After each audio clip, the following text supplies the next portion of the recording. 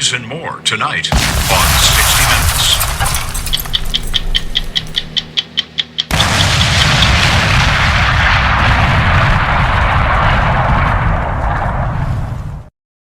Billy, you are one heck of an interviewer. Love you. Aw, Michelle. I'm an old hack who's been doing this a minute, but I've never been more energized in my life, more excited than anything I've ever done in my career. To be freewheeling with you people here and making real progress.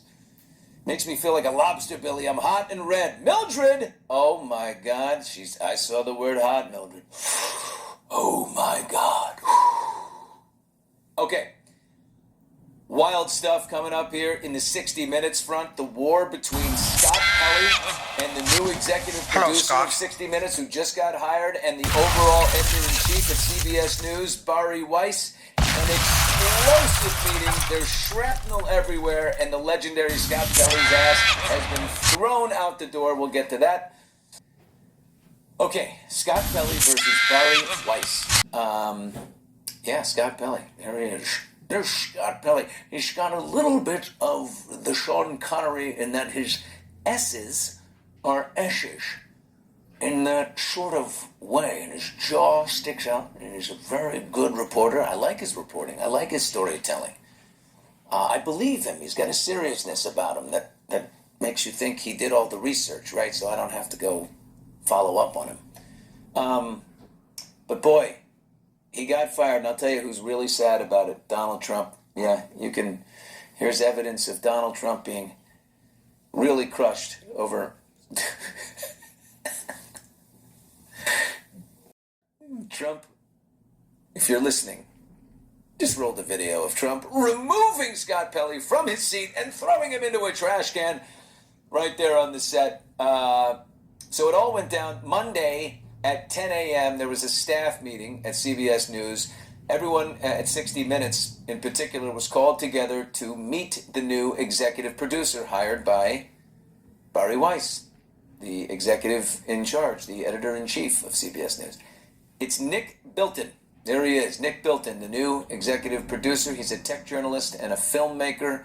There have been some recent shakeups. Something that the old vets at 60 Minutes called Black Thursday, when their EP, Tanya Simon, who came up during, through the ranks, she was fired. Sharon Alfonsi was a correspondent. She was fired. Cecilia Vega, also a correspondent. She was fired. So,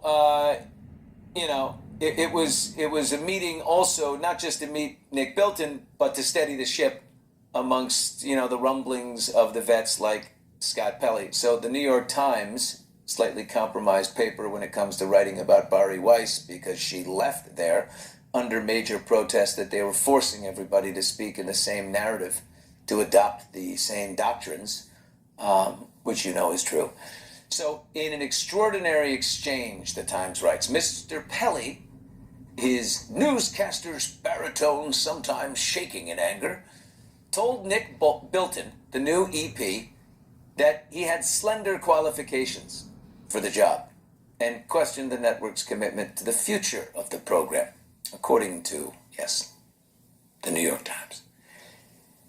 The New York Times also in here calls Bari Weiss an opinion journalist, which means she's not really a news person. That's a dig at her for leaving them for what we all know is, they assemble people with the same voice, and they speak as one, which is not a news organization. So if she's an opinion journal, you are as far as MS or Newsmax or whatever. Anyway, they took it on, and Nick Bilton, the new executive producer, he said, "Look, the rumors people are spreading that I'm going to turn this show into 61-minute episodes, that it's going to be more like TikTok now that I'm here. That's not changing," he told the staff. The show is going to stay exactly like it is for now. But he did say, honestly, broadcast television is an ice cube. He said the show had to adapt. And then he said, Bari loves this institution. She loves 60 Minutes. And then Scott Pelly went off. He said, she's murdering 60 Minutes. She does not love this place. She was brought in to kill it. And she's been doing exactly that. She has no qualifications for her job. You have slender qualifications yourself for this job, young man. The changes that she's made at the evening news have been catastrophic. So why should we expect that any of this is going to be any better? Ooh. Outstanding, Scott Billy. Pelly asked Nick Bilton why he had accepted. Billy! Why would you accept a position at a program knowing that you will never be welcomed here? Whoa. Feel the tension in that room.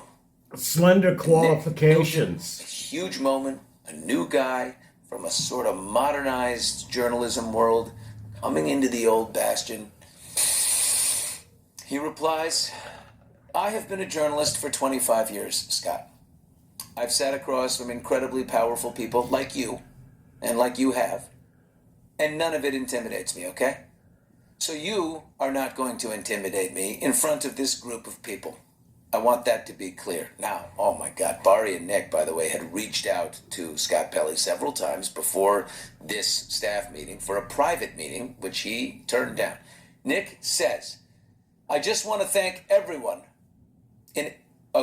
Nick says in a letter to the staff afterwards, I just want to thank everyone for graciously being so welcoming. I look forward to talking to you all one-on-one in a one-on-one setting as these meetings are scheduled. Oh, and enjoy the bagels. The 60 Minutes staff, for their part, all the old vets, applauded Scott Pelly after what he said to the new boss. And then Nick dropped this. Yesterday's performative display of hostility enacted in front of the staff instead of in a civil private conversation demonstrated that you have no interest in contributing to the future success of this show or approaching my new tenure with a mind open to collaboration and progress. You hijacked my first meeting with the staff to disparage me, my qualifications, and my intentions with remarkable incivility and contempt. You made clear that you are not interested in finding a path forward together. Your antipathy to the future of the show has come through loud and clear, and I have heard you. I therefore write on behalf of CBS News Incorporated to inform you that your employment with CBS is terminated for cause effective immediately. Wow. I'm going to say it. You go, Nick. You go. I understand Scott Pelly is a fantastic journalist and a great legend at 60 Minutes, and we'll all be watching the ratings to see what happens. Maybe some of the old guard that's watched 60 Minutes forever will leave the show with Scott, storm out of that room with Scott.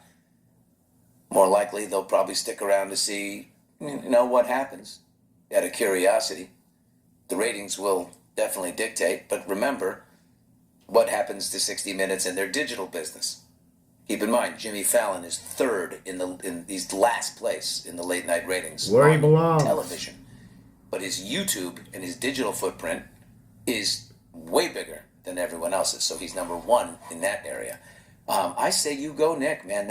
This is his first act. This was his first test. Right when he walked in the door, a major test. If he had capitulated in any way, wormed his way around Scott Pelly, who was incredibly rude. That was very arrogant and rude to do that. And it would be more arrogant to think that he would or should survive that kind of performative, violent, what do you call that, seppuku in the samurai culture, where you fall on your own sword. But he did it, he could not have thought he would get away with that. Again, the ratings will dictate what happens. But good for you, Nick Bilton. Already showing me that he's got some leadership skills.